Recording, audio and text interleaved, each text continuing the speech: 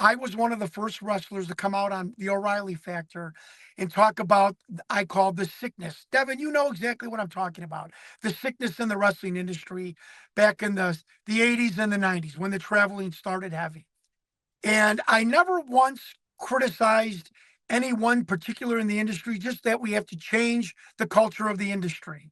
And I firmly feel that it was the steroids, the pain medication, the booze, the travel, the headshots, that was this psychological cocktail that pushed Chris Benoit to do what he did. I have a degree in of counseling psychology, so I'm not talking out of my ass. I took steroids. I've taken pain medication and alcohol. When I took steroids, it was the worst chapter of my life. I was an animal. And so I'm speaking from, I'm walking my talk. Do I think they should venerate Chris and put him in the Hall of Fame due to what he did? No, I do not. No, I do not. Should they shy away whenever he happens to be mentioned in regards to WWE champions? No. But should he be venerated? I think the Hall of Fame should be 80% what you did in the wrestling world and 20% what you did outside the wrestling world. I don't think that that's wrong to have that kind of equation.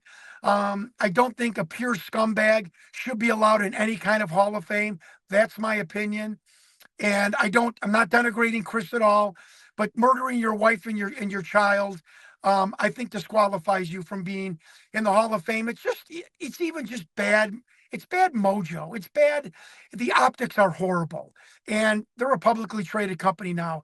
And business is business. And I'm not seeing anything derogatory about Chris. I never have.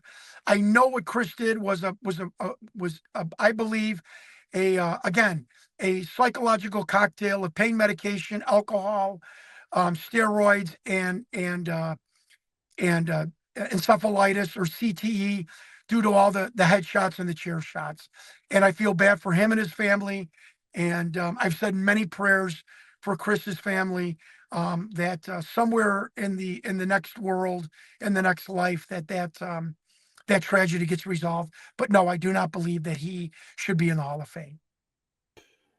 I agree with you 100% on there. And I think too many people don't think about what that poor kid went through in between the murder of his wife and the kid, the absolute horror. And he killed the kid with the submission hold. I mean, that's horrible. And people will forgive him because he was a good wrestler. I'm sorry, I don't believe that. And Ric Flair, that's another story. But Ric Flair came on TV and was talking about me and Mark Merrow because we were the only two willing to come on because we weren't employed full-time in the wrestling business. And Mark and I are honest, right? Devin, I promised you an honest interview. I'm honest about the wrestling business. I never cut down the wrestling business. I simply did say that, yes, there was a sickness caused by the amount of travel that started in the 80s and the 90s and in the 2000s, and how some of the wrestlers coped with that travel and the pain and the lure of the money. A sickness. That's all I talked about. I defended Vince McMahon and Ted Turner for doing drug tests. Nobody gives myself credit for that. Mark Merrow said the same thing. And you got Ric Flair coming out saying that I'm throwing the wrestling industry under the bus. No, I wasn't.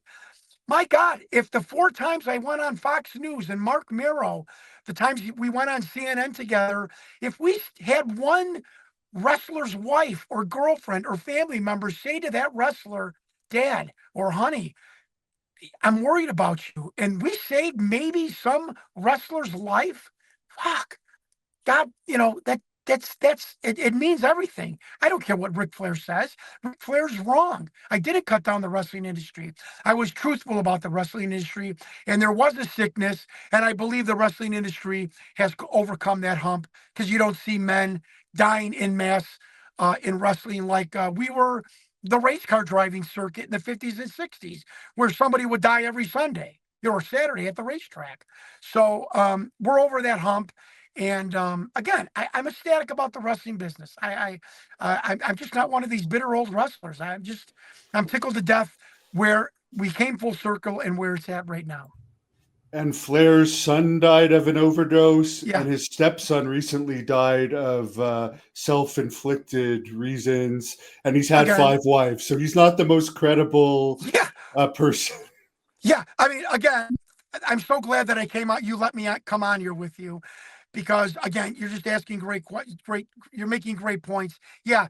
Do you find it funny, ladies and gentlemen, that Ric Flair trashes Jon Stewart about talking about an alleged sickness in the wrestling industry, and Ric Flair has two sons who died because of the said wrestling sickness in the wrestling industry. And Ric Flair suffered from the wrestling sickness also, with 5 marriages and financial disaster and health disaster. I mean, really, Rick? I mean, I like Rick. I respect him. He's on Mount Rushmore, in my opinion. He's the reason I got into pro wrestling. I wanted to be Ric Flair. Larry Zbyszko called me the $5 Ric Flair. But Rick, come on. The wrestling sickness, you suffered from it, and so did you, unfortunately, of your son. So don't cut me down for being honest, because we know workers are not honest. They don't like to be honest. But I'm the antithesis to that. I think we need to speak the truth, and I do so. And Ric Flair had the best promo of 2024 for his pizza restaurant early afternoon. Embarrassing. Drunken, Embarrassing. embarrassing, and he ended up getting released by AEW Right. over that. You're cutting a promo from 1986 about your alligator shoes and your money, and it was embarrassing. You know, For anyone that doesn't know what he's referring to, he was kicked out of a family pizza restaurant for drunken behavior earlier this year. It was entertaining, but it was sad. sad. You should be an elder statesman. You should comport yourself. Rick, you're tan, you got bleach blonde hair still, you're wearing $1,000 suit that you look like a rapper. People are going to know who you are. I